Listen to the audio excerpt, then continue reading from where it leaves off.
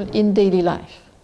Because to do this, 150% concentration, you actually need to be in very specific surrounding, where there is very little noise, where people are in silence, etc., etc. So personally, I think it's much more useful to cultivate and develop this inclusive type of concentration. And the inclusive type of concentration is where the object, the breath, for example, is more used as an anchoring device. And so that you focus on the breath, but within a wide open awareness. And it's like you have the foreground and the background. In the foreground, you have the breath. In the background, you have everything else. You have the thought, the sensation, the feeling, the sounds, and they arise and pass away. And you try not to grasp or reject them. But of course, you get caught time to time with a thought, with a sound, with a feeling, with a sensation. And then what is important there is the intention. That when you sit in meditation, you have the intention to be aware. So then gently you see, oh, I am distracted, and you come back. And then with this inclusive type of concentration, what you come back from becomes information. So that it's not just the fact that we need to be with the breath, this is not sacred, but we're developing a type of awareness, which is, of course, aware of the breath, but it's also aware of where did I go? What was I distracted by? So that actually it becomes information. So we're not fighting with the thought, feeling, sensation, and sound, but we just see them. We're actually cultivating awareness through the focusing, of being aware, oh yeah, I was planning my holiday. I was daydreaming about being rich and famous. Where was I?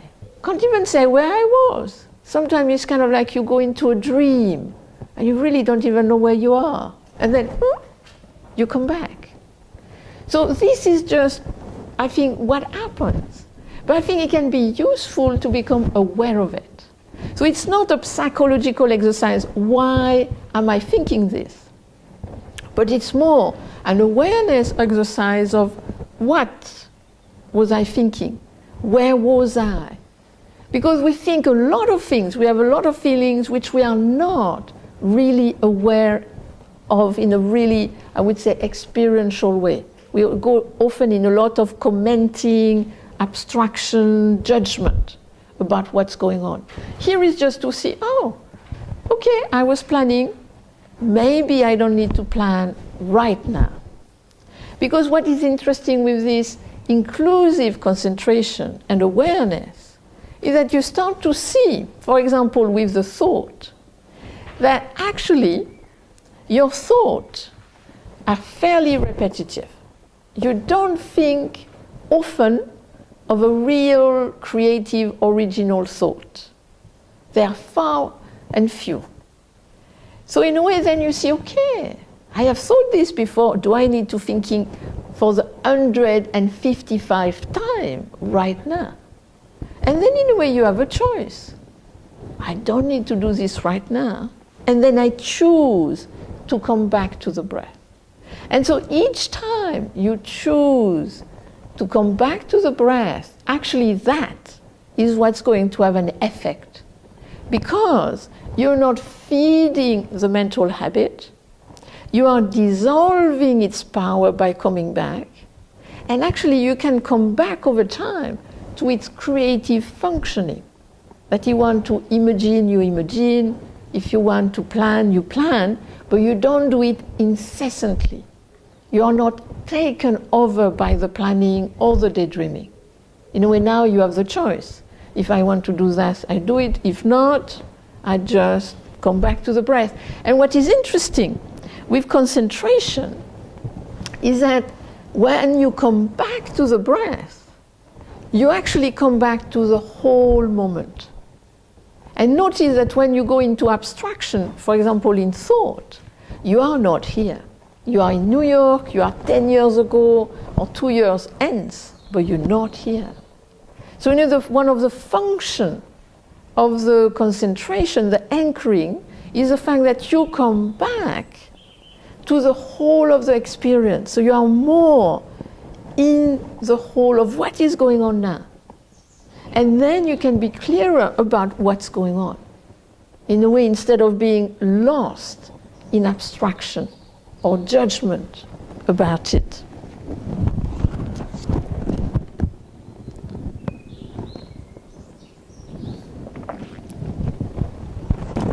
Then you have the other element, and this is looking deeply, experiential inquiry. And so here, with the concentration, we rest our attention on the object in the experience, like the breath, the body, or the sounds. In the looking deeply, in the experiential inquiry, we try to penetrate inside the experience and notice its aspect. So this is not an analysis. This is not like a scientific investigation. So it's not like you are above what's going on, or not that you have an idea about it, but it's more that you go inside it.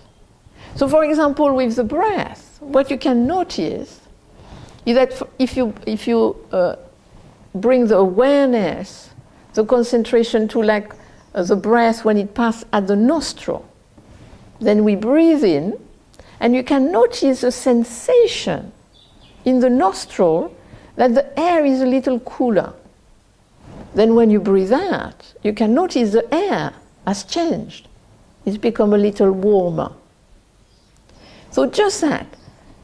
You rest your attention on the breath, on the sensation you experience, for example, in the nostrils, and then you notice, oh, it changes. Just to be aware of that. It changes. The sensation of the air changes.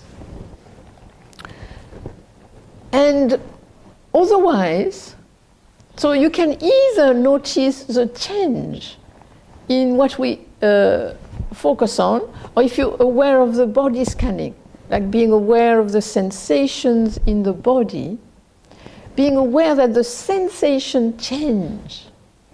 Like for example, you have an itch on the cheek. It's so itchy, and you really normally would scratch it. I was teaching a retreat in Gaia House for 7 days, and 2 or 3 times I was sitting there, and here it was so itchy.